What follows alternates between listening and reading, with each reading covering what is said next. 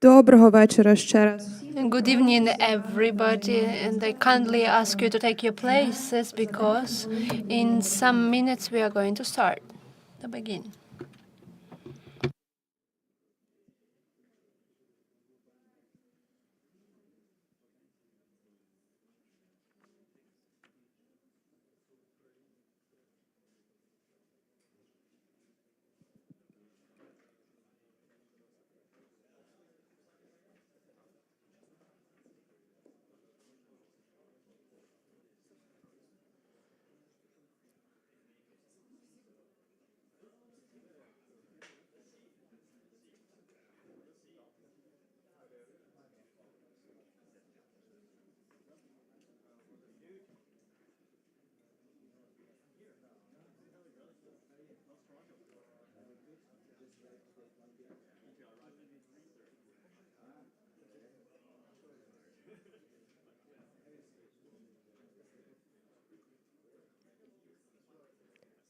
Пані Інно.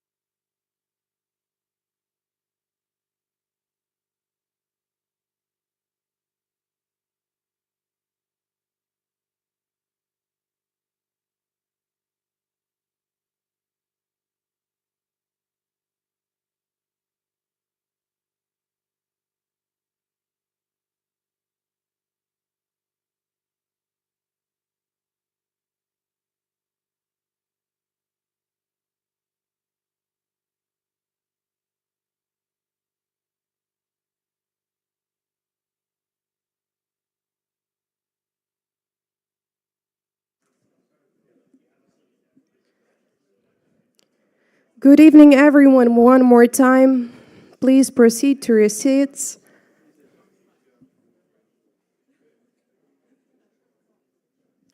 I'm more than sure that you are enjoying our current presentation on the territory and in the venue of Google for Startups. I truly see your happy, smiling faces.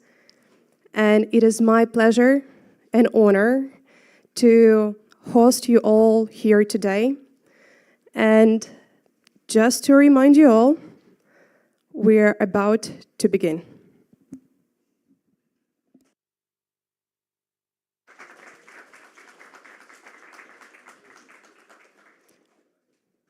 Доброго вечора.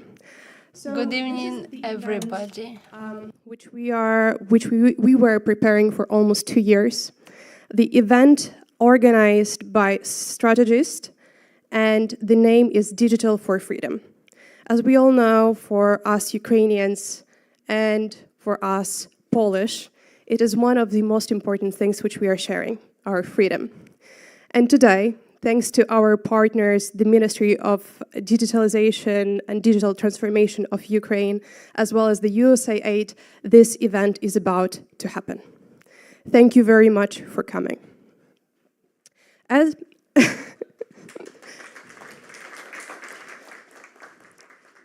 of today, we are going to have 3 parts of our event, and tomorrow we will have a whole day dedicated for the digital collaboration between Ukraine and Poland and digital transformation of Ukraine.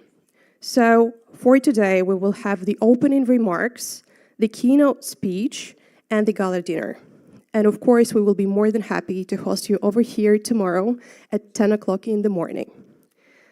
And for the opening remarks, I would like to welcome Anatoly Motkin, the president of StrategEast. Please welcome. Thank you so much. My name is Anatoly Motkin. I'm president of StrategEast, and it's a big honor for us to co-host this event with the USAID Ministry of Digital Transformation and Google for Startups here in Warsaw. And just to mention that 1.5 years ago, I was moderating a panel at the sidelines of a Ukraine Recovery Conference in Lugano. And it was with all big vendors who are supporting Ukraine with the Microsoft, EPAM, Google, and others. And we're discussing how we could actually, what we could contribute to Ukraine to develop the digital infrastructure. And I would love to mention that digital component of Ukrainian industry, it's not only about economy, it's not only about creating new jobs. And I should mention that each IT job created is 4 or 5 more jobs created in non-related sectors, like construction builder, waitress in the restaurant, taxi driver. But also the digital component is the most important component of Ukrainian resilience to Russian aggression, along with the military component. So we started discussing what could we do? What can we do to develop this sector, the IT sector of Ukraine? And it's important to mention that during the 2022, the war, the year that the war started after the full-scale invasion of Russians to Ukraine, IT was the only sector that grew up. And the IT experts from Ukraine grew up from $6.8 billion to 8 billion, or even over $8 billion for Ukraine. It's about 47% of Ukraine services export were generated by IT industry in Ukraine, despite that 20% of the country are occupied by Russians. So today, Ukraine succeeded to prove that despite the invasion, despite the presence of Russian arms and the shelling and bombing and shortages in electricity, Ukraine is able to deliver digital services to all international customers. And it's important that Ukraine remained trusted IT destination for global IT industry. And we should say that it's not only about service companies, it's also about startups in Ukraine. And we know the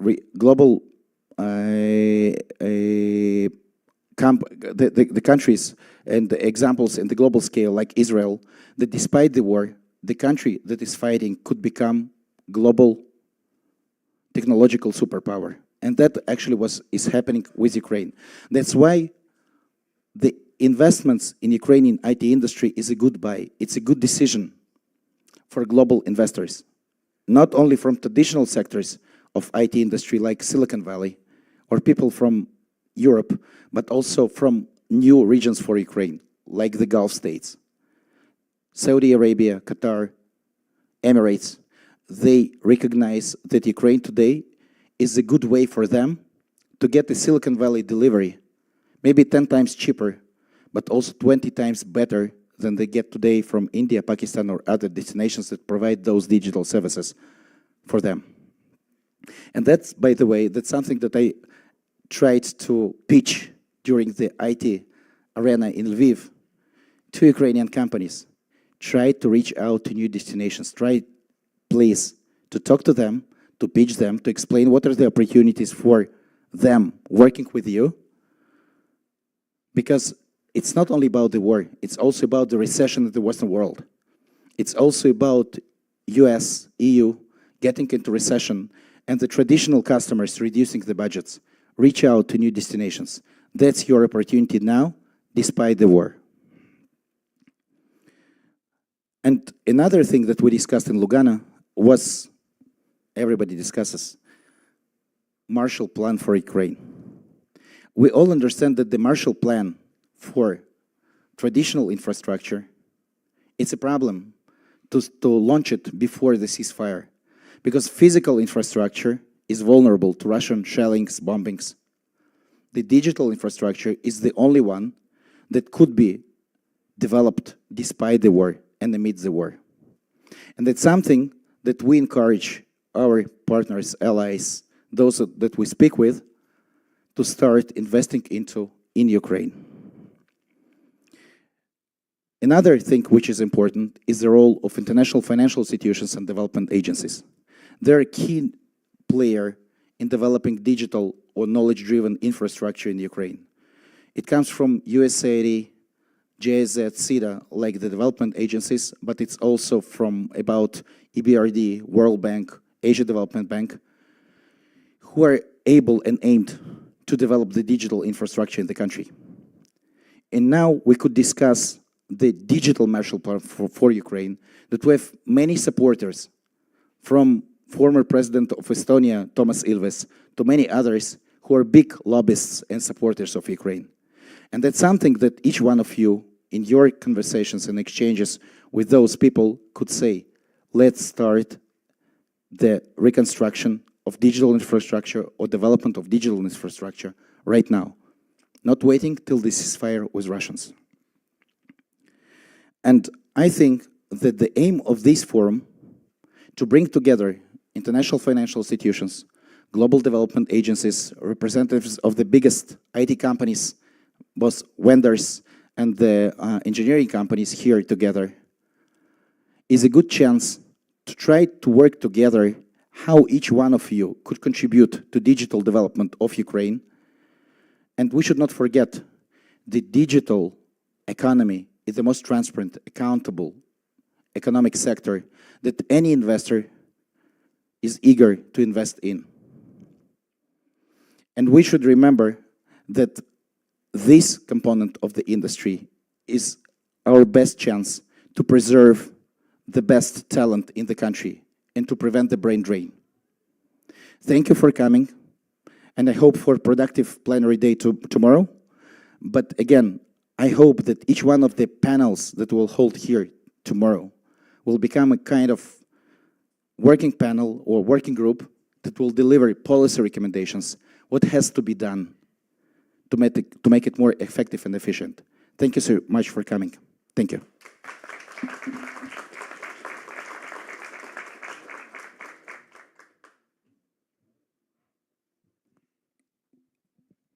Thank you very much. With this to be said, Ukraine is very known for its amazing digital services, including the services which are provided to each and every citizen. Thanks to that, when the war started, we were still able not only to keep the connection with each and everyone from our families, but also are able to access the main documents. I'm impressed deeply by what Ukraine has achieved during the previous years. And this time, I would like to invite to the stage the Deputy Minister of the Ministry of Digital Transformation of Ukraine, Mr. Alex Bornyakov.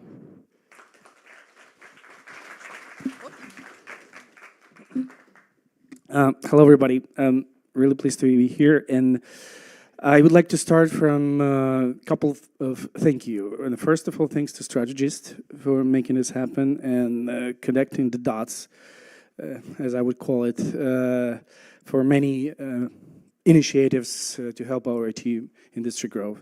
Another thank you for USAID, who's been a trustable partner, and we have accomplished a lot together, and we see that we can do even more, and we have this in our plans. And being in Warsaw, I would like to thank our Poland friends who actually were from the beginning taking our refugees, helping us with the many political issues, and generally being a great neighbor. Talking about digital for freedom, this really resonates with us. Since the beginning of the war, we kind of have this envision that we as a ministry could help with digital solutions, with our digital expertise, to first, starting from February, to support our army, to support our military, to support our citizens. And it was mentioned here that maybe some of you remember that we very quickly released e-document who's able to get through the border without being even connected, so it was an offline document, and many other things that we have released since that day. Also supporting our military with the United 24 initiative, Army of Drones, and others, because we totally believe that digital is a major component that's going to help us win. And this has already changed dramatically what's going on the front line. And there's so many examples. But I'm sure you know how what we did together and accomplished in a drone field help save lives and also restore part of our territory. And it's going to be helping more and more. And there are so many other things. We came up with the initiative called Brave One to facilitate all the digital solutions, all the defensive technologies that our bright minds, Ukrainian minds, and not only Ukrainians, because we have also added a track where international companies could also apply. That so we wanted to create a one point of entry for anybody who has an idea how to get us closer to victory. So, and I remember Lugana, when we have talked to major IT corporations, including Google, who is hosting us today, thank you for that too, with the help that they can provide. And they were so helpful, starting from working together with our law enforcement, with our military, with us, to prevent spreading Russian propaganda, to give us resources that we need, and a lot of other things that I might not mention today for security reasons. So the same about Amazon, same about Microsoft, and many other corporations that produce those digital technologies that help us to remain free and continue our course. And that's because we share the same values. So we see in the future, we're trying to look in the future, and we believe that startups, new companies, technologies can give this advantage to help us finish this war with the result that we want. And I hope that tomorrow we're going to talk more about this. We want to deliver the messages and what's going on and give the perspective that we have to you, all of you. We also want tomorrow that we can connect with each other and see how we can be helpful to each other, because that's synergy that we're looking for from this kind of events. So with that in mind, I would like to thank you again and wish you a fruitful day tomorrow, and enjoy the night. Thank you. Glory to Ukraine.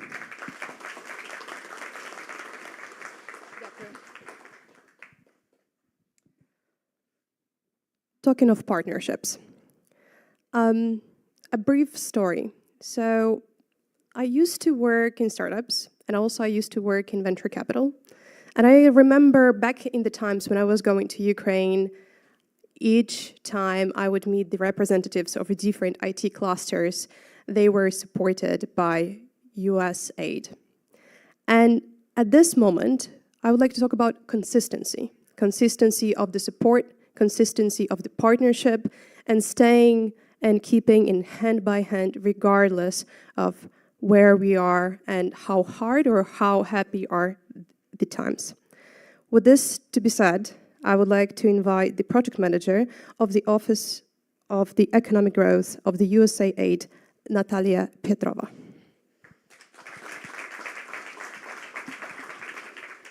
Thanks and good evening. I hope you got the tailwind. That's how you got today. It's such a nasty weather that we are all experiencing this late November day. I think everything has been mentioned. Like, whatever we do is not us, it's the partners on the ground. It's NGOs like StrategEast, it's the Ministry of Digital Transformation that knows what needs to be done. We are there to empower them, to support them, to make things happen. So very often the role that the agency plays is the role of the catalyzer. We are there to take the risks, we are there to support with the expertise, we are there to bring the international experience and best practices. What's important in here is definitely partnerships. We are very selective in terms of who we work with, because there are certain risks that we can bear. These are financial risks, not like in commercial businesses, but there are the risks that we have zero tolerance, and this is the reputation. That's why most initiatives that we are supporting are handpicked, and they have huge potential. We trust our partners. We know that things we are investing time, expertise, will yield good results. Talking about digital is one of the sectors that has been picked by the USAID 5 years ago. And we see the potential is there. We see the potential growing no matter the global trends. What we definitely see is not being the end, is not only focusing on IT. We should be thinking of IT as just one hand of everything that's done in the conventional business. Whatever we are doing is not to make IT sector advance compared to many other businesses there. IT sector should serve the needs of the conventional economy. It should digitize and digitalize the things that have been done in a manual manner. They will expedite the processes. They will become and make the processes transparent, governments accountable. This is where USAID is looking to achieve the results. Transparent, accountable governments that serve the needs of their citizens. That's why the initiatives that are implemented by the Ministry of Digital Transformation are so important for us as the partner. And there are so many good ones that they've been implementing. The DIA, the DSCT regime, they all have their good results that the companies and the citizens are enjoying to the full. What's important about the digital is that it allows partnerships to really happen no matter the borders. They erase the borders. So this is definitely the sector to focus. This is definitely the sector to collaborate and cooperate. And this is, I hope, what you will be focused the next day. Thank you, and thanks again for joining us this evening. Thank you. Let's continue with our consistency. And I deeply believe that good companies are run by even greater people. When the war just started, Polish whole tech community has united to support Ukrainian startups and Ukrainian entrepreneurs. However, some of the great people tend to work not only in startups, but also in huge corporations like Google. And happily for us, Google was not only consistent in the support, but also, as we all know, they keep on being first and always reaching out to us. And thank you. Sometimes I'm becoming a little bit too emotional, but again, thank you very much. And I would like to invite Ms. Agnieszka Hryniewicz-Bieniek, the director of Google for Startups. Thank you. Thank you very much. And huge welcome to all of you. I feel very privileged that you decided to choose our space to have this amazing event. And I wish you really fruitful conversations during these 2 days. And I am in this, privileged position, being in a great job, supporting people, leaders who transform our lives, change, the world for the better every day, the startup founders. And I can observe them across different countries and also Ukraine, just because the mission of the Google for Startups is simply leveling the playing field for founders and helping them succeed by giving them whatever best we have here at Google, whether it's our products, know-how, networks, connections to investors, and also to each other. So I had the privilege also to work with the Ukrainian startups in many different ways, and I will not bore you with the details, but generally the way we support startups is through our scalable offering, like online platforms where startups can simply join virtually and learn so that their business can thrive just by learning about AI, by learning how to work on the many different issues using products. But it's also about acceleration programs. And one of them, the program that we just held several months ago and a year ago to support Ukrainian startups, actually showed me the resilience of the leaders. And definitely I can say that reviewing all of the applications, and there was like 1,700 founders that applied to be accelerated by Google, we could see strong leaders and we could see the dedication and motivation of Ukrainian founders. So what was the initiative that we had when the war started? We're just looking for ways to support the bootstrapped startups, those who are in Ukraine, who work for Ukraine. And we came with an idea to support them with some funding and also acceleration programs. So we connected them with mentors. Some of them worked really virtually, sometimes from their shelters. Some were here present, but most of them just have people across many countries and also across Ukraine. So during this experience, and especially now after these startups finish the program, the mentorship, we realized how great impact they are creating for Ukraine and for their businesses and how resilient they were even despite the war. You can see here examples of results of those startups who not only managed to access much more funding, even from international investors, but they were hiring people in those difficult situations, and they were able to really grow their customer base. So this was really maybe not a surprise for you, but believe me, it is a big deal in the startup ecosystem to have so many women entrepreneurs. Actually, nearly 50% of the startup employees that we worked with, and there were 60 startups, they had female, either as founders or simply as head of different teams or functions. And again, it shows a very special culture and great entrepreneurship in the country. These are just examples of the female founders that we are working with from Ukraine. And last but not least, I know we have very little time, but I wanted you to get to know at least a few of those great founders that Google is working with and supporting. So just a very short video so that you can see the faces behind those numbers.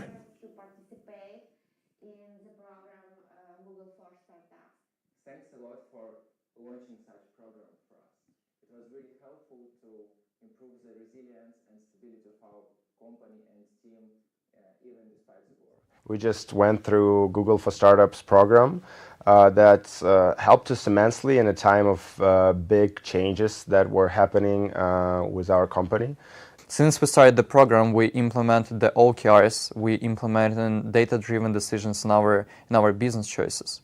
And it all led that we are growing months over months, and right now achieve 47 customers from the UK, US, and other countries. It was also great to pitch from the stage, and all investors that we met for these days were able to build different new partnerships to track more new customers and finally build and have more revenue in the future.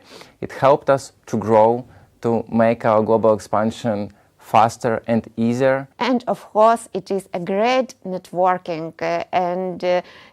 Now we know our fellow founders from Ukrainian companies and international companies, and all of this would be a dream if not for this great program from Google for Startups. Thank you. Yeah, at the end of the day, it's not really about just one program. It's about the importance of few things. So first of all, the connections between the funders, also connection to the investors and to people who can share their expertise, knowledge, who can show them how to enter new markets. And last but not least, it's simply by supporting great leadership and the resilience in Ukraine. So I hope that this positive notes from those founders will encourage every one of you to really come together, brainstorm, and think how we can actually scale it 10 times, 100 times, 1,000 times to really have Ukraine be this amazing IT hub that it deserves with all the talent that is there. Thank you very much. Thank you for being here.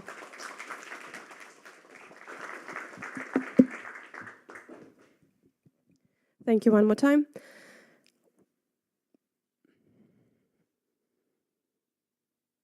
Just give me 1 second. Okay. So I have just figured out that for me, this is the first event since the war began that I'm speaking again to the technological community and not to the community of NGOs or social activists. It is incredible. It is motivational. And of course, as every single startup or every single ecosystem, we are looking for some other ecosystems to join in and to maybe bring some other advisory. This time, we are looking for additional advisory from Israel. Welcome the Head of Innovation and Entrepreneurship Authority of Azrieli College of Engineering, Mr. Michael Mizrahi, who is going to join us online. Hello. Hello. Hello, everybody. Thank you very much. It's a great honor to be talking to you today. I was supposed to be over there with you, enjoying the treats and the wonderful talks face to face. Unfortunately, we are in a bit of a situation here in Israel, and it's quite difficult. I'm going to share with you, my presentation is going to be very short. It's supposed to be about the Israeli ecosystem and our strength during war, and what we have to share and suggest. But I have never imagined, or we have never imagined, that this is going to be a totally different speech today. I'm here representing the Startup Nation, as defined by the book of Dan Sander and Sol Zinger, about how a country so isolated, so small, no natural resources, not a lot of people, managed to create such an amazing technology. And if you look at the map and you see a lot of green, a lot of red, a lot of black, the country that we're speaking about is in black and white, in blue and white over there. It's the country of Israel. And we managed to create an ecosystem in this very remote and isolated island, the only democracy in the Middle East. I'm an engineer, material engineer. My master's degree is in pharmaceutical chemistry, and I'm a man of accelerations and acceleration programs. Most known for A2B Startup Accelerator in Israel. I've built it 10 years ago. In the 8 years that I was running it, 87 companies raised over $100 million. We expanded this program and we built all those accelerators that you see here, 22 programs in 8 different countries, including Germany, United States, the Czech Republic, Serbia, Macedonia, and many others. I've been an entrepreneur before that, and I had the privilege of being a board member in the nonprofit organization Made in Jerusalem that I will tell you a little bit about. Today I'm teaching at the Hebrew University, master's degrees at the business school of the Hebrew University, and helping the Ministry of Economy run its chain of accelerators as an academic consultant to the Ministry of Economy, and of course investing in startups in those 2 VCs, Launchit Capital and PeopleBiz. So until now, we actually built this amazing ecosystem that you all heard of, but now we woke up at the 7th of October to a totally different situation. And we have to think how we can maintain and grow this ecosystem, going out of this very dark tunnel that we're in at the moment. What is it all about, the Startup Nation? We're the first in the world in per capita R&D spending globally. We're the first in the world in number of startups outside of the Silicon Valley. We're the first in the world in per capita VC investment, meaning from all over the world, people are coming to invest in Israeli startups. There are more Israeli companies listed on NASDAQ than India, Japan, and Korea combined. If you look at the NASDAQ non-US listed companies, you can see that Israel is second to the Cayman Islands, and we all know that this is for tax reasons. And if you look at this chart, what's amazing about it is that Korea is a technology giant with 50 million people. Japan is a technology giant with 126 million people. And India has 1.3 billion people, and we are only 10 million. And second to the US in listing companies on NASDAQ. This is the car industry of Israel in the 60s. We used to produce those cars. They were called Susita. Not a lot of them are left. This is a very, very poorly made car made of fiberglass, and there were based rumors that this car was eaten by camels. And today, Israel is one of the technology giants in automotive, mainly because of Mobileye, creating a system that is preventing accidents, and it is the base of almost any autonomous vehicle in the world. Innovations in Israel is a culture.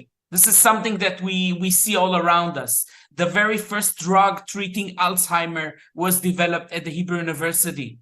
The very first technology harnessing solar energy to heat up water in a patent written in 1964 is an Israeli patent. The disk on key flash memory disk that you all know is an innovation from Israel. The very first line of defense in terms of cybersecurity and antivirus was developed in Israel, in Checkpoint by Gil Schwed and Marius Nacht. The successfully farming drop-by-drop irrigation system is the Israeli patent and innovation from 59. A miracle of technology called the Iron Dome, actually shooting the enemy's rockets in mid-air, saving millions of people by now. We are being attacked by thousands and thousands of rockets. Rarely we miss about 1% of them, and most of the rockets are being blown up in mid-air. We also invented the moist wipes, the moist paper disposable towels. So we unfortunately contributed not only to innovation, but also to the pollution of the earth by that manner. The very first unmanned aerial vehicle, the very first drone in the world was invented in Israel. The very first cardiovascular stent by Medinol, helping in solving heart diseases and other problems. And of course, the cherry tomatoes that were genetically engineered in the Hebrew University in Jerusalem. Waze as a navigation system, if you happen to use it, is also an Israeli innovation, and many, many, many more. When we're talking about the high-tech startup industry, the main subject or the main phrase that is coming up is ecosystem. And when we're talking about ecosystem, this is a phrase taken from biology. If we're looking at about the marine ecosystem, we know that the big fish eat the small fish, and the small fish eats the smaller fish. And when it dies, it creates soil for seaweed and so on. Every element in the ecosystem is contributing something, is adding something to this equation, and we all live in harmony. And this is the main thing, an ecosystem. I'm going to tell you about a place that didn't have any ecosystem. This is Jerusalem. Jerusalem, Israel. Jerusalem was not a high-tech hub in the world. When we talk about industry in Israel, when we talk about high-tech industry in Israel, we're talking about Tel Aviv. 7,000 startups in one boulevard, Rothschild's Boulevard. You can come and visit and see the people writing codes in cafes, enjoying themselves and creating new technologies. Jerusalem was more related to tradition, to religious, to archaeology, to history, to tourism, not to high-tech, but we wanted it to happen. So the ecosystem, the community said, we can do it. We have every element needed in the ecosystem. The government is located in the center of Jerusalem. The best universities are coming from Jerusalem. The Hebrew University, Bezalel Academic of Art, and you have the Azrieli College and Lev College and Hadassah College, so many universities and academic institutions. We have plenty of mentors. We have service providers like lawyers and accounting. Large companies are situated in Jerusalem, and usually large companies are buying innovation. If you see, the multinational Intel bought a small startup called Mobileye from Jerusalem, creating Intel Mobileye and making it so big all over the world.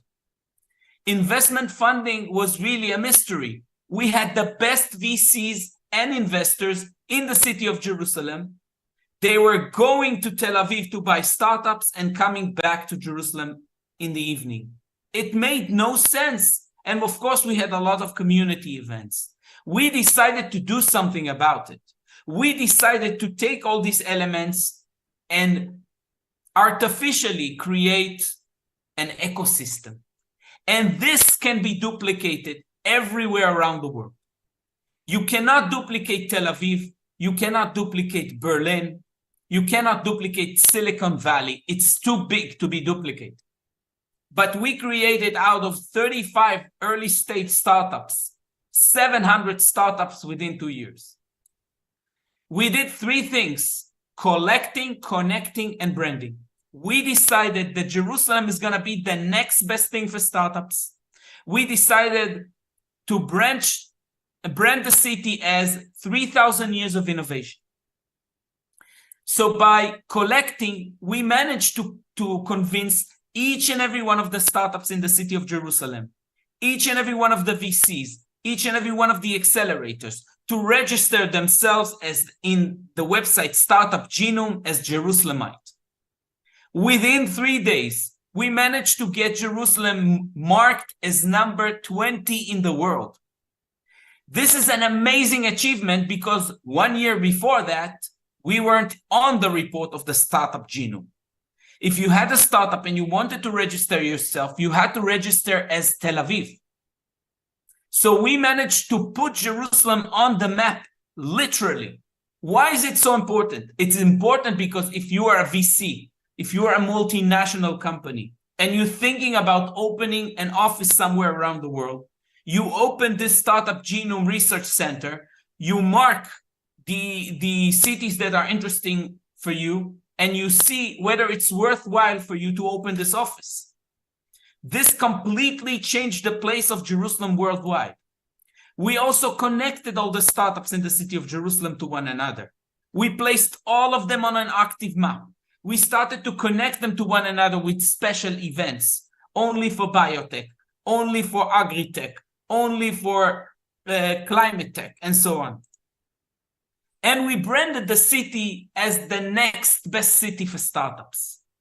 We printed t-shirts and we gave them, as you can see, to the Prime Minister, to the Mayor of New York, Mayor Bloomberg, to our mayor, and even to the president. And you can see that the president has been given a yellow shirt and not a red one, because the president, he supports the Beitar Jerusalem soccer team, and he will not wear red. That's Hapoel, that's the opposite team.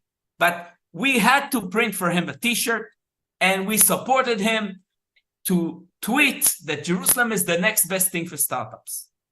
You can see the Time Business Magazine marking the 5 tech emerging hubs around the world, placing Jerusalem #1. And this is not only because what we did as a non-profit made in Jerusalem. This is also because of the government understanding what we are doing and supporting us, supporting the startups, giving funds, supporting rent, giving benefits so people will stay, so the young people will stay, so the economy will boost, so we will increase and we will create a cluster of startups in the city of Jerusalem. And since the 7th of October, we woke up to a different situation.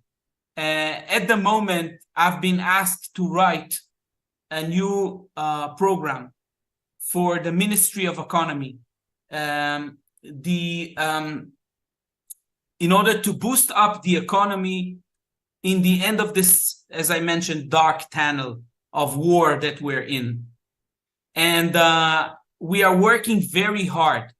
But what we see, and I think it can also be duplicated all over the world, the ecosystem saved the country.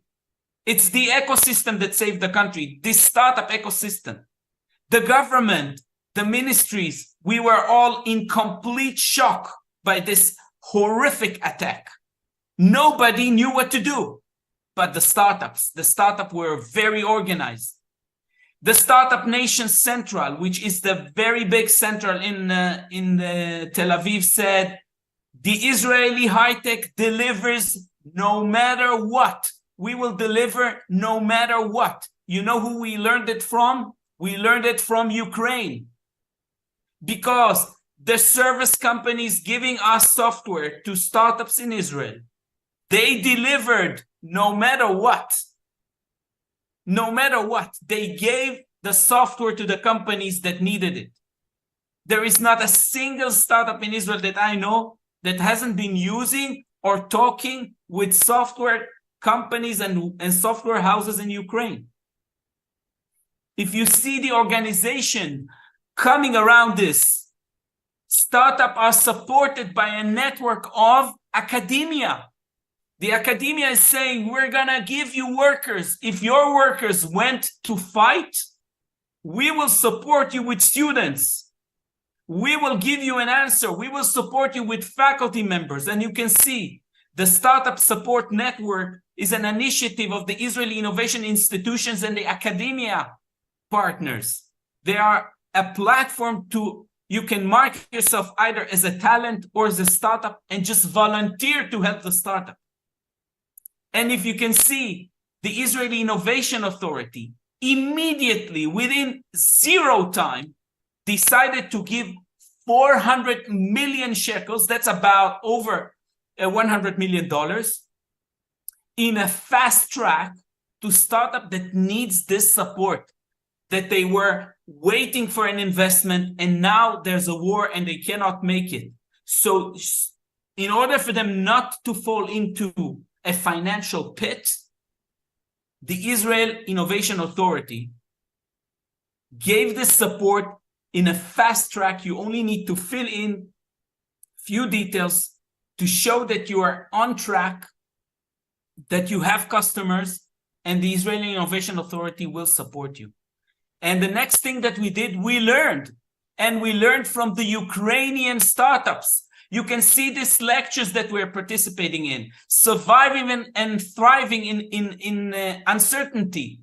Case study by Ukraine startups. This is what we are doing. We're learning from you guys.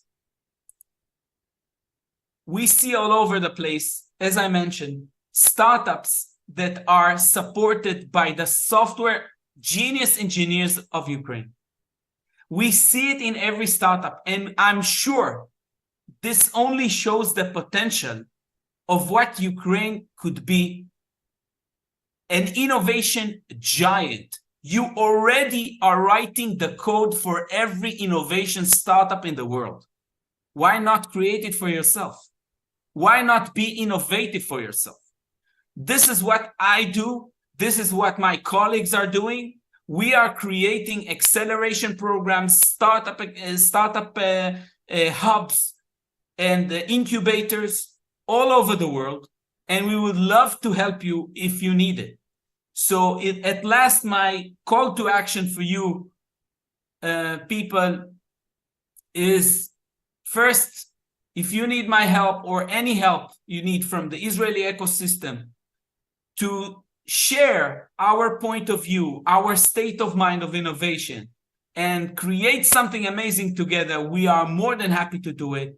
I will be thrilled next year to be in Kiev and give this lecture face-to-face, meet you all guys over there. And the second thing is, if you can, stand with Israel. Stand with Israel. We are defending a front line for all Europe. This is not our problem. This is a problem of the world.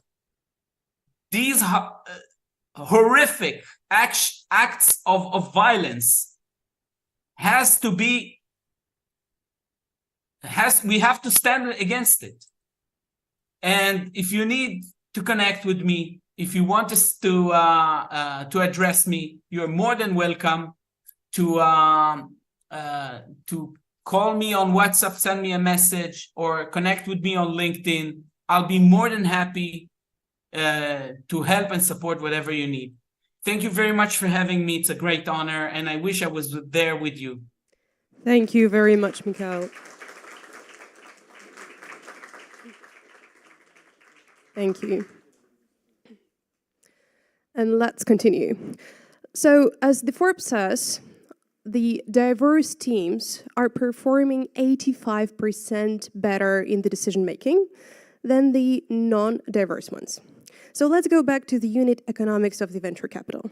Because majority of the startups' first seed or maybe later stages are supported by the partner or venture capital partners. With this to be said, it is very important to value the talent and the diversity of the teams. Over here in Poland, we have a variety of different ethnicities, as well as in Ukraine. Each one of them has a different languages and also are trying to work and stay together and create new startups. I was impressed to see one of the venture capitals about which I have not heard before, but I'm sure Marvin Liao, the partner, will be able to tell us more. Welcome, the partner of the Diaspora Ventures.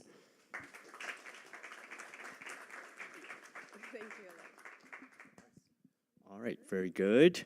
Hi, everyone. Good evening. I know it sucks to actually go after that great talk. I was watching, wow, I'm learning so much. It's so awesome. Holy crap, I have to go after this guy. How do I actually follow up? But thank you so much for being here, and happy Thanksgiving. I'm so grateful to StrategEast and my friend Anatoly for having me here. So let's get started. So this presentation starts a little bit grim, but I promise it's going to get much better and much more optimistic as it goes.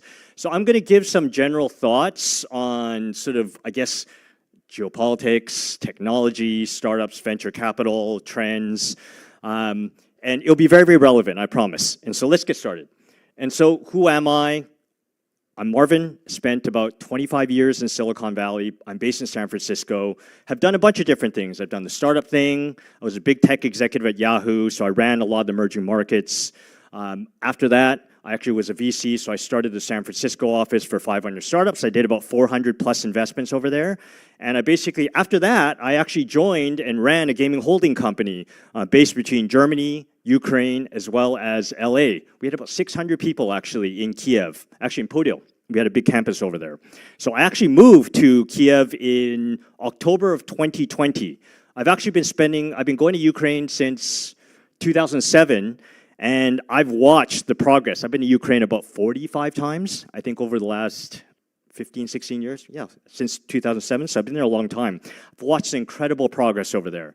Of course, the war started in 2022. I was actually on a plane, February 19th, got to San Francisco to Istanbul. They canceled my flight from Istanbul to Kiev, and I called my partners. I'm like, hey, guys, they canceled my flight. I'll be there next week. Unfortunately, we all know what happened. And so after that, I actually ended up joining and starting a VC fund called Diaspora, and I also have a holding company that invests all over the world. So I do a lot of LP checks. I've invested total between my different investment funds. I've invested about 462 companies in the pre-seed and seed stage side all over the world. I've invested in now 3 Ukrainian startups. I have 2 more that I'll probably end up doing by end of January. So I'm very, very, very, very bullish about the technical scene, very, very bullish about the startup scene in Ukraine. And so the world changed in 2022. We all know, don't need to repeat this. Unfortunately, this is actually the precursor to the future. And so have you heard this great quote? William Gibson, it's an old book, it's an amazing science fiction book, I recommend everyone reads this. The future's already here, it's just not evenly distributed. This usually is talking about technological trends, geopolitical trends, but also a lot of consumer trends. But in this case, this is about geopolitics. And so unfortunately, it isn't just Ukraine. All the barbarism that's happened because of the Russians, this happened in Israel in October, and I'm Taiwanese, right? So my parents are Taiwanese, and I have a lot of ties to Taiwan. We're next. So this is actually what's happening now that the US is actually retrenching, right? So we're deglobalizing. We're seeing the rise of the multipolar world. Don't like this world, but this is where we're going. But what we've seen and learned from Ukraine is that when countries come together during these crises, in most places, not all places, but in some places, when the country comes together and mobilizes, magical things can actually happen. And this is, Ukraine has been an inspiration, particularly Taiwan, particularly for a lot of other countries. And we've seen this because of technology, right? Technology is probably one of the most important trends in the world right now. It's one of the fastest growing trends. Biggest and most important companies actually come from technology. And as Anatoly mentioned, for every job that actually starts in technology, anywhere between 3 to 5 actually start around it. And so this is really critical. And remember, tech is dual tech. All tech is dual tech, right? Technology is neutral. Can be used for good, can be used to be bad, can be used for consumer use, can also be used for military use. And there's precedence to this. You've seen these 2 books. I just actually finished these because I've been trying to understand sort of like how does a country mobilize, especially when they're going for total war. And so these are books I've just finished reading, Freedom's Forge. Remember, the US entered World War II very, very late. We joined the war in like 42, I think 41? Yeah, 41. It was Pearl Harbor. So 2 years after World War II started. Remember, before this, we had no military, and all our industrial base was all consumer-based. It took them basically 2-3 years to completely change everything toward, and it was really, really hard, because, you look back on history, it's so easy. Reading these books, you were like, holy crap, the complete change that actually needed to happen in people's mindsets, the complete change that needed to happen to sort of retool for the military took 2 years. But this was actually the critical factor of why the Allies won, right? So everyone talks about how awesome the Red Army was and how they beat the Germans. Untrue, they couldn't have done it without equipment from the US, trucks, jeeps, supplies, right? The UK could not have survived without all the military equipment that was actually sent over because we repurposed the auto manufacturing industry. And so this is actually really, really important. And it was done through government as well as the private sector. It wasn't all just through the government. The government spent the money and they actually provided the policy, right? But it required actually the consumer side, all the industrial base, all the business people going and retooling. And that took a long time and took a lot of money. But this is actually what happened. And what we found, right, that we've learned, and which is a great example, the Ukrainian tech ecosystem, I've been involved with the tech ecosystem for a long time. Really, the unity, how much money they've actually contributed to frontline groups, all the technology they're deploying toward actually helping the soldiers and helping the front lines has been incredible. But also how much the ecosystem actually really, really unified itself, and the leaps and bounds that has actually been happening. If you look at how many global startups there have been coming out of Ukraine last year and a half alone. If I even looked at the startup ecosystem, even prior to 2020, there weren't that many global startups. There weren't that many awesome global startups. It's completely different now, right? The fact that I'm looking at 2, I'll have 2 more deals done by January. I expect to probably have like somewhere to 7 to 10 deals by the end of next year. There's so many high quality founders and so many high quality companies actually showing up. And it's due to this ecosystem coming together and helping each other out. And so let's talk about a bunch of myths, right? Silicon Valley being the center of tech. Yeah, it's pretty important, right? And I've been super lucky to be part of it. But what we found over the last 5 years particularly is that tech is actually pretty distributed now. And so if you actually looked at 10 years ago, most of the unicorns actually came from the US. Now it's only 50%. And I think that number is going to get smaller. Startups are growing everywhere in the world right now.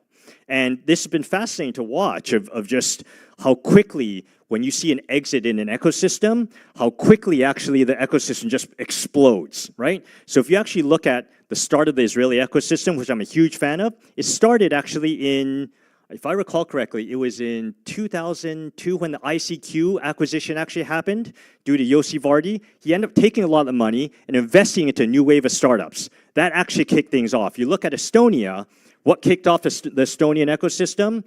The exit of Skype, twice actually. They exited twice, and they actually reinvested a lot of money into new startups. Now they have 12 unicorns, I believe. 12 unicorns in a country that's about 1.2 million people. It's incredible. And of course, Israel. I don't need to talk about Israel. They're amazing. You know, there's another myth, right? First mover advantage is everything. Yes, Silicon Valley has the first mover advantage. But the second mover, if you look at companies, usually win, right? I was actually, you know, very, very senior executive at a company called Yahoo. We got our ass kicked by the number 19th, you know, sort of search engine, right, that we're in their building right now. And so they learn. Why does this happen? Because you can learn from all the mistakes that other people have actually made, that other ecosystems have actually made. And the other thing that's actually happening is the globalization of talent, right? The globalization of expertise. And so when you take a look at, I'll use the example of like football, right? Soccer in the US, but football. Like the talent now, take a look at how great the teams are, right? You have a whole bunch of teams from Asia, you have a whole bunch of teams from Africa, where this should be dominated by European and Latin American teams. Look at the players, the total talent pool. There's players from Japan, from Korea, from all over. And so you've seen this globalization. And I think what's happening now is that because partly due to the pandemic, partly due to technology, you're seeing this evening out of technology and understanding sort of like standards. And so this idea of local you know, sort of global maximum versus local maximum, I think there's a better understanding because of things like Y Combinator, right? If you're a founder from Poland or Ukraine, you're like, I'm the best founder in Ukraine and Poland. And then you go to Silicon Valley, like, holy crap. Actually, I'm at local maximum, not global maximum, because of the number of founders that have actually gone through these programs, like 500 as well too, back when they were good, or Techstars. You're seeing this mass globalization of real talent in general. And so there's some great examples. Singapore, right? Singapore in 2012 was nothing as an ecosystem. Now it's the main center of actually Southeast Asia. And there's a bunch of things that they did. They actually kicked off a lot of, supporting a lot of venture capital funds.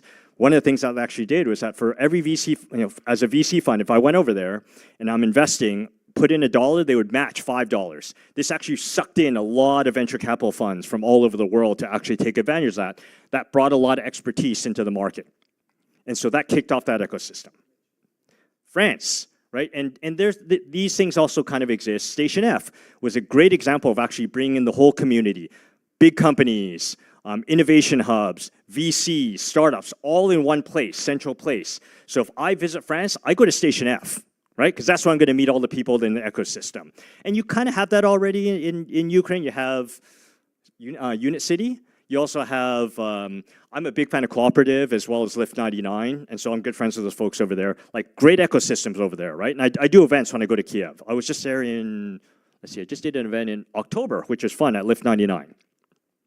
Saudi Arabia, it helps to have a lot of money, right? It helps to have a lot of oil money, but they've been very, very smart about investing this in education, investing actually in infrastructure, so broadband's very, very good there, investing in actually VC funds as LPs, as well as doing direct deals. It's been very, very smart, very, very, much more progressive than people think. And of course, Israel, the previous speaker did a great job covering why it's such an amazing ecosystem. But this idea of sort of like myth is really, the myth of money as being the only catalyst, that's actually not true. There's a lot of dumb money out there, right? Truth is actually you need expertise and you actually need people. That's actually the critical factor. And VC drives innovation and jobs. Most of a big part of the job creation in the US actually comes from venture-funded startups and venture-funded companies. That's where most of the growth is, right? And, of course, it's growing all over the world, right? Every major market, there's a growing venture capital industry. And I think that's actually a good thing in general for the startup ecosystem, good thing in general for technology. And so if anyone wants to read a great book about the early days of Silicon Valley, and what really kicked it off was the expertise in venture capital over there. And that's actually what is needed. When you take a look at most of the major ecosystems, it's very, very rare that so I'll give you an example. Everyone talks about Miami. It's garbage. Miami is not an ecosystem because investors are not there. because they don't have any investors. That's actually where you go to retire, right? And also they had this like really, really weird situation of being in during the pandemic when everything was shut down. They're the only ones open. Plus it's a tax benefit. So many VCs I knew who moved over there didn't go there because of startups. They went there for tax benefits because they had IPOs. So they saved a lot of money. A lot of them are moving back now, by the way, to San Francisco. And so keep in mind, you hear all these stories on the news. Oh, here's a startup that came from nowhere, and now they're a dominant player. You know, this overnight success, right? It's not true. I ask this question for most folks. How long do you think it typically takes for a big exit to happen? For a well-known company. 9 to 12 years. 9 to 12 years for major exits in startups. Takes a while. Takes a while. And so this stuff is really, really hard. And it's the same thing with ecosystems. It takes time. So I'm Taiwanese, so I feel like I can criticize Taiwan. Like I hear these things when I talk to government people over there. They're like, you know, we need to have a unicorn like next year. It's garbage. That's impossible, right? It's like saying I'm going to have a baby in like 1 month, right? It's impossible. I don't know, maybe in the future, who knows, right? But it's very, very hard. But tactically, speed matters, right, for startups. And so this is actually why you need this public and private partnership, because government's great, they lay the groundwork, they provide the framework, but who has to execute and trial things and experiment? It's actually the startups. This is where the innovation actually happens. And so I'm going to talk about a bunch of different trends that I'm like really, really excited about that I think are relevant for our future, for Ukraine's future, for actually the world's future in general. Biotech, right? Globally, this is one of the most interesting spaces. And I think if you asked me like 5 years ago, I'm like, yeah, it's interesting. Now it's actually really, really interesting due to a bunch of different things. Compute power has gone down. Storage has gone up. You know, the amount of storage that's actually available now, the amount of data about genomics, really, really interesting. There's also a very, very clear path now. The FDA is getting better about approving some of these things. And so I think you're going to see some major, major breakthroughs in biotech in the next like 10 years, and particularly in life longevity. You know, I actually think if you can survive for the next 10 years, you know, we could potentially see humans living to 120, 130 years old. And of course, I live in Silicon Valley, so we like the biohacking stuff, right? Ag tech, very, very relevant for Ukraine, right? This is one of super interesting spaces. I actually invested in a company called Ag Funder back in 2014, and they're doing fine. They're a really interesting company, but I think they were just really early. And now, when you take a look at all the breakthroughs in software, all the breakthroughs in robotics now, you know, this area is becoming much more interesting and much more relevant. And particularly for a place like Ukraine, which has an it's a breadbasket, former breadbasket of the Soviet Union, right? Has tons of agriculture. There's going to be a big, big space. Defense tech, unfortunately, this world that we're actually living in, this is going to be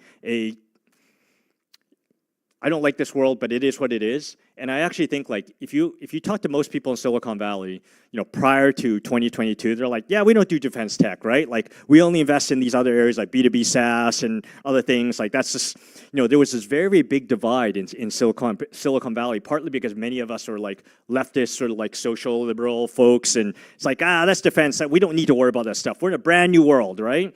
And you know, and that was a peace dividend after the Cold War ended. Unfortunately, you know, as a Russian barbarian showed us, like, there is evil out there, right? And so defense tech is actually probably one of the most interesting and important companies, you know, sort of spaces these days. This is one of the companies. Do you know what a prime is? Do people know what a prime is? A defense prime is, so there's 5 of them in the US. Lockheed Martin, L3, Raytheon, Boeing, and there's like one other one that I don't, Grumman, I believe, or Northrop Grumman, I believe. And so you know, there used to be something like 500 defense companies actually right before the Cold War ended. They all consolidated into 5 big, massive giants that suck, right? And so there's this guy named Palmer Luckey. He actually sold the Oculus, you know, VR thing to I think for over $1 billion to Facebook. He actually started Anduril like probably about 5 years ago, and this was really, really controversial. He's one of the first defense tech companies because he saw this stuff happening, coming to him. And so this was a company that a lot of people didn't want to touch. VCs didn't want to touch it. People didn't want to work there. Now, fast forward in 2022, you know, product zeitgeist fit, this is actually one of the hottest companies in Silicon Valley now. You know, 2022 woke us all up. myself included, right? There are barbarians out there. This is now one of the hottest companies, and there's a whole bunch of other ones out there. And so I actually invested in a company called Firestorm Labs. If anyone wants to Google, for example, the Replicator project in the Defense Department for the US, that company is actually behind that. I'm very, very proud of them. But I've done like now 2 defense tech companies. I'm looking at probably another 2 more. So this is actually a lot of VCs now are going to their LPs and going, we need to change our LPA. We want to start doing defense tech investments now because this is actually critical to freedom of the US and the West. And Ukraine is actually leading here. I'm friends with the guys at Brave One. They're awesome, great folks, and great initiative, right? Catalyzing all the innovations that are actually happening, not just on the front lines, but actually from the startups that are actually supporting them.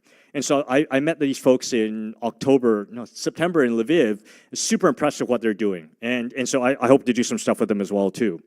And of course, we have to talk about AI, right? This is the future. And why I think AI is actually pretty interesting is that it's not like the internet, it's not like mobile, like one of those distribution trends, but I actually think this is going to force us to rewire how organizations are done. It's going to force us to actually reorganize how education is done. And I think particularly for the startup world, I think there's a refactoring of startups, where before you needed 50 people, with a lot of the AI tools that are coming out now, and that will be more prevalent in the next 5 years, you're going to need 5 or 10. Like, I truly believe 10 years from now, or even 5 years from now, you're going to have like 1 or 2 person, like billion-dollar companies because of these AI tools. So it's a really, really exciting time to be around. And as we've seen, right, people have been keeping up with like the OpenAI fiasco this last week. Why do we think people are paying so much attention to this? Because all the stuff they're working on, they're on the bleeding edge of AI.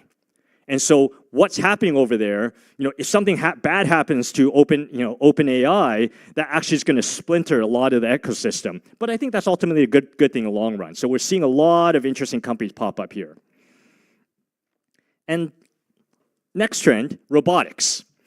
I've been spending a lot, I'm a big fan of Japan. I spend a lot of time in Japan. They're on the bleeding edge, right? Talking about trends are actually distributed unequally. If you actually take a look what's happened in Japan, they're the oldest population right now in the world right now, developed world. And partly due to the racism, they don't want to take in a lot of immigration, right? So they're using a lot of robotics for home care, robotics for security, robotics for manufacturing. We're going to learn so much from what's happening in Japanese society and their adoption of robotics to basically keep their economy going. Combine that with AI, it's a really interesting time to be looking at this. And so the net is, the future is really, really bright, I think globally. And with a lot of these technologies, like I said, I started this presentation a little bit grim, but I actually think in the long run, we're really, really well positioned for an amazing future.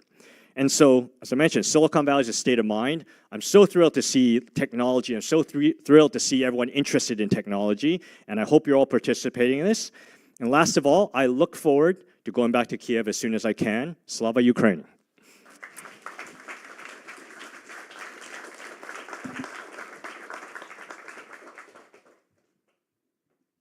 Thank you one more time. I see you're all excited. I see you're all a little bit tired, but as the story tells, a little bit of wine make you feel more alive. I think I've learned that from the Italian ecosystem, but let's go and try it out. As for right now, I'm welcoming everybody to the gala dinner. Thank you very much for coming. My name is Victoria Monska, and see you tomorrow at 10 o'clock over here. Thank you.